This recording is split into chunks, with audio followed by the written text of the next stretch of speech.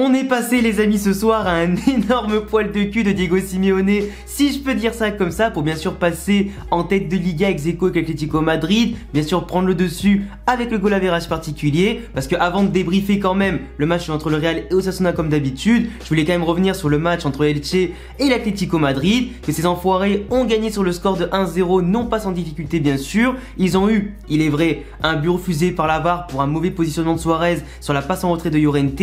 Ils ont eu un penalty refusé par la VAR qui était quand même un petit peu minime. Marcos Llorente au passage qui a fait un excellent match, et moi plus je le vois briller en termes de but, de passe D et d'efficacité, plus ça m'attriste et plus ça me dégoûte de l'avoir vu partir, parce que vraiment pour nous, enfin pour moi en tout cas, c'était un joueur exceptionnel que j'aurais vraiment voulu voir jouer au Real Madrid pour accompagner notre milieu de terrain, concurrencer pourquoi pas même notre milieu de terrain où aujourd'hui joue attaquant, parce que là il pourrait vraiment jouer sur un côté en étant titulaire mais 15 millions de fois.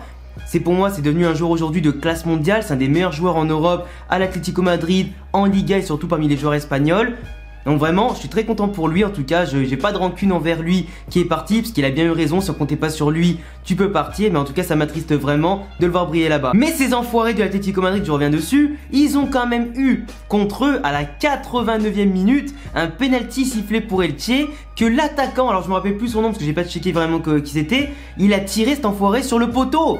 Sur le poteau! Simeone, il était en train de se chier dessus à la 90e en se disant qu'ils ont perdu 15 points en 7 journées, 8 journées. C'était énorme. Moi j'étais là devant le match, j'étais mais comme un fou. J'étais comme un fou. Je me suis dit ce soir on gagne, c'est-à-dire que s'ils font match nul on gagne, on est égalité avec eux, on prend le leadership au goal average particulier, mais vraiment, il n'y a rien de plus jubilatoire frérot. Il n'y a rien de plus jubilatoire que de se dire que tu as remonté 14 points à l'Atlético Madrid et qu'après toi tu leur passes devant du coup goal average particulier et qu'après tu as ton destin entre tes mains en remportant tous les autres matchs. Ils pourront au pire que être égalité avec toi, et comme tu les as battus à l'aller et match nul au retour, mais c'est trop bien. C'est un sentiment de puissance que t'as, mais c'est trop bien. Je veux qu'on vive ça bordel. Et de l'autre côté, bon, Barcelone doit jouer demain contre Valence, il est vrai aussi, et que si l'Atlético avait fait nul, que nous du coup on a gagné aujourd'hui, toutes les équipes, les 3 premiers auraient été à 74 points. Mais comme le Barça, on leur a mis fessé aller-retour, mais c'était pareil, ça allait être une double victoire jubilatoire. Tu vois ce que je veux dire ou pas?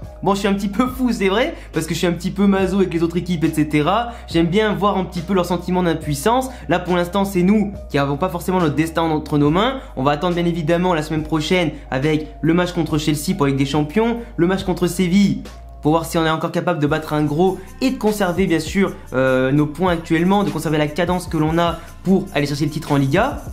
Sachant qu'en plus en face, le Barça et l'Atlético vont se rencontrer, donc forcément si on sort vainqueur contre Séville, on va forcément passer devant l'un ou l'autre, ou du moins en tracer un et peut-être en rattraper un autre. Plutôt intéressant, tu vois, plutôt intéressant. Mais là aujourd'hui, comme l'Atlético Madrid a gagné, on revient encore une fois à 1 point derrière eux, ou 2 je sais plus, mais ça va vraiment être aujourd'hui une bataille mentale, parce que les 4 derniers matchs de Liga, de part et d'autre, vont pas être faciles. Nous on doit jouer contre Séville, contre Bilbao, contre Villarreal évidemment à la dernière journée, et après je me rappelle plus c'est qui la 4ème journée, mais en tout cas on a un gros calendrier. Barcelone aussi, bon, qui joue contre Valence ce soir, l'Atlético ensuite, et après je sais plus les matchs qu'ils ont. Je crois que c'est vraiment l'Atlético qui a le calendrier le plus abordable. Mais on n'est pas à l'abri, ils ont perdu beaucoup de points contre des équipes de moyen tableau ou de bas de tableau. Donc à voir si des fois sous la pression, à force de leur courir après, ils vont finir par tomber, tu vois ce que je veux dire. En tout cas ce soir on a été exceptionnel, et je tiens à dire dès le début du débrief, Militao, son match a été à l'image un petit peu de sa carrière au Real. Les 10 premières minutes, pas trop serein, t'as vu, il était un petit peu perdu, je sais pas ce qu'il avait, un petit peu tendu, tu vois, à côté de Varane.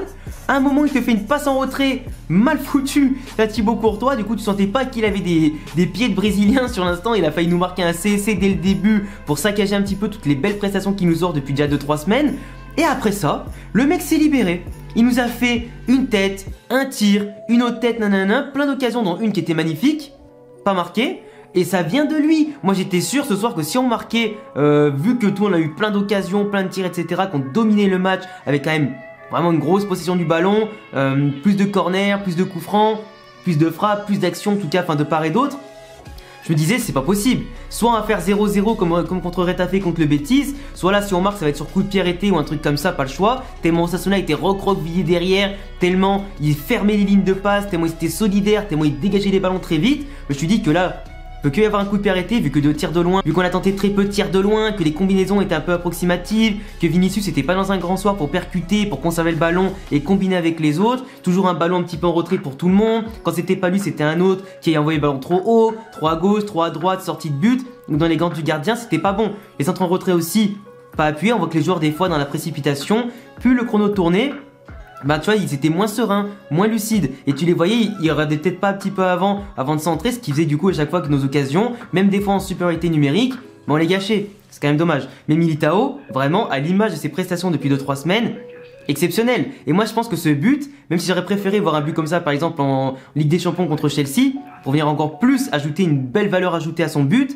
là c'est encore une fois un but en or, c'est magnifique. Un joueur qui de base est en difficulté, qui gagne sa place avec les absences, qui bien sûr montre qu'il est présent, qu'il peut jouer dans un club comme ça, malgré toutes les critiques et malgré bien sûr toute l'instabilité qu'il a eue. Là, c'est une magnifique récompense pour tout ce qu'il a fait ces dernières semaines. C'est un but qui nous donne 3 points, c'est un but qui va le mettre encore plus en confiance, et là les amis, il a gagné sa place pour jouer contre Chelsea. Titulaire bien évidemment, et après contre Séville. Là Ramos il va revenir après 2-3 mois de blessure, bon c'est le capitaine etc, il va sûrement jouer. Là on a vu que Varane est sorti à la mi-temps, donc apparemment d'après As il a eu des petites blessures, une petite gêne à la jambe, donc il est sorti par précaution. Demain il aura des tests pour voir s'il est vraiment blessé ou pas. Dans tous les cas on aura Nacho et Militao, mais on espère bien sûr que ça ne pousse pas des fois, comment il s'appelle, Zidane, à installer que Marcelo à gauche à la place de Nacho du coup, et qui ne soit pas forcé de mettre Ramos, qui peut être pas encore dans le rythme, sur le terrain. Parce que là Ramos il n'aura pas 90 minutes contre Chelsea dans les jambes, il peut bien sûr faire une énorme prestation avec sa grinta, sa personnalité etc.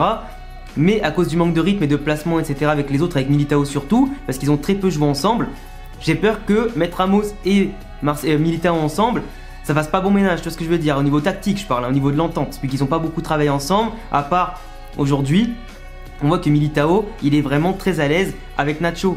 Avec Nacho, il est très bon. Avec Varane, il y a des fois des petits soucis d'entente, mais avec Nacho, c'est impeccable. Impeccable. Moi, dans ma tête, je me suis dit, là, pour les prochains matchs, ça va être forcément être Nacho arrière droit ou Odriozola, ça dépend s'il joue en tout cas aussi bien qu'aujourd'hui. À la limite, Odriozola, Militao, Varane et Nacho à gauche. Parce que Marcelo, on l'a vu au match aller contre Chelsea, c'était pas ça. Aujourd'hui, c'était pas ouf non plus.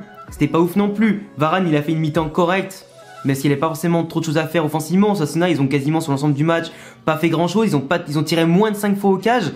Leur débordement, c'était des centres en retrait, des petits centres contrés par Courtois ou par la défense. Ils ont peut-être tiré une seule fois en étant dangereux et encore Courtois était sur la trajectoire.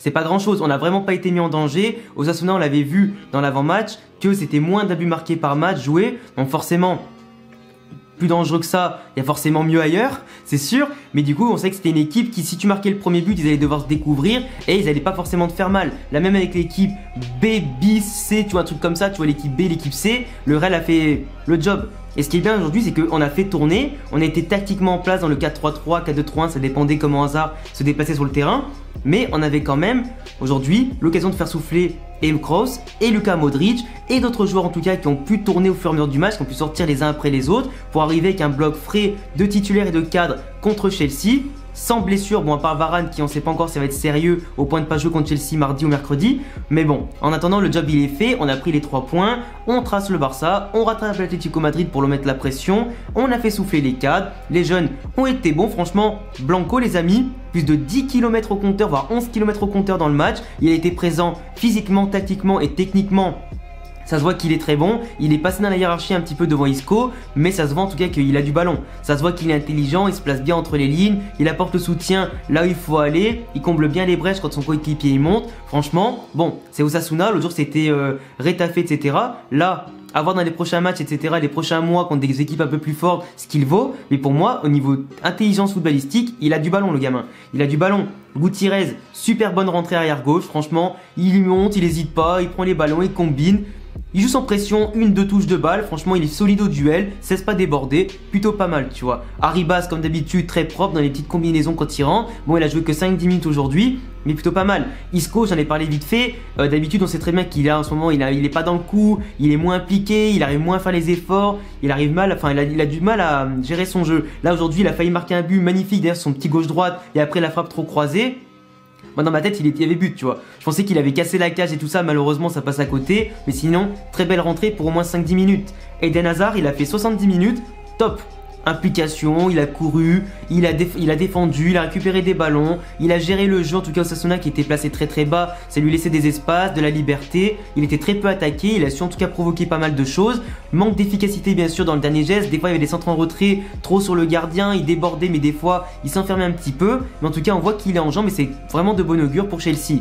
Vinicius comme je le disais, pas en jambes ce soir, les mauvais choix, lève pas assez la tête par rapport à Rodrigo par contre qui est rentré et qui a fait de bien meilleures choses que lui en 20 minutes. Comme quoi, des fois les Brésiliens, je sais pas si c'est fait exprès pour les nôtres, mais nous c'est soit Vinicius il est excellent et Rodrigo un peu moins bon, soit c'est l'inverse. Je les ai rarement vus les deux à un niveau stratosphérique, tu vois. Ils ont jamais été excellents les deux en même temps, sauf dans de très rares cas, mais en général c'est soit l'un est très fort et l'autre moins ouf, mais c'est rarement les deux, tu vois. Vous me direz ce que vous en pensez en commentaire, mais sinon Benzema toujours au top, là, la petite passe qu'il donne pour le but sur faire exprès de Casemiro qui vient lui aussi récompenser son bon match en termes d'activité, d'engagement, de solidité comme d'habitude. Asensio qui aujourd'hui franchement il a été bon, vous pouvez pas dire qu'il a été mauvais mon poulain, je vous le dis, il a su prendre un petit peu le jeu à son compte, il a tenté des choses. Moi ce qui m'énerve juste c'est que quand on a eu son coup franc à un moment en première mi-temps je crois, donc c'était à droite du coup de la surface, au lieu de tenter sa chance, il fait une passe à côté.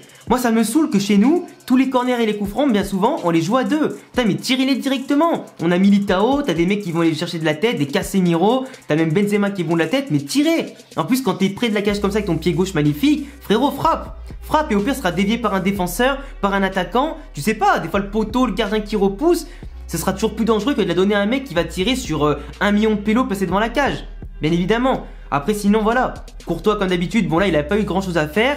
La seule frayeur qui s'est fait dans le match c'est sur la passe en retrait de Militao. Sinon très tranquille, très serein sur les interventions face à lui. À un moment il a repoussé le ballon, ça aurait pu être dangereux mais heureusement il n'y avait pas d'attaquant. Le seul but qu'on a pris c'était un but sur une tête hors jeu à la fin de première mi-temps. Sinon très propre, on a reposé les cadres, les jeunes qui vont jouer contre Chelsea sont rentrés à la fin et d'autres sont sortis, sans blessure à part Varane bien évidemment, mais sinon dans l'ensemble le jeu a été maîtrisé, on était en place, on s'est fait peur jusqu'à l'heure de jeu avant bien sûr d'en marquer 2.